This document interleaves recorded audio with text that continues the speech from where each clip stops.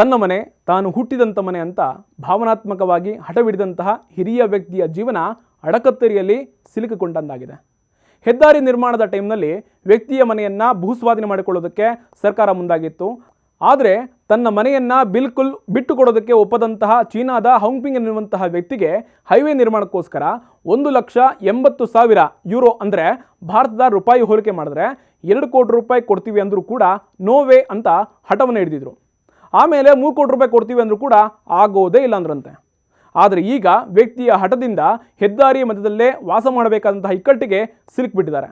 Highway ಕಾಮಗಾರಿ ಪೂರ್ಣ ಆಗ್ತಿದ್ದು 2 ಅಂತಸ್ತಿನ ಮನೆಯನ್ನು ಬಿಟ್ಟು ಅಕ್ಕಪಕ್ಕ ಹಾಗೂ ಹಿಂದೆ ಮುಂದೆ ಕಂಪ್ಲೀಟ್ ಆಗಿ 2 ಪಥದ ಹೈವೇಯನ್ನು ನಿರ್ಮಾಣ ಆಗೋಗಿದೆ.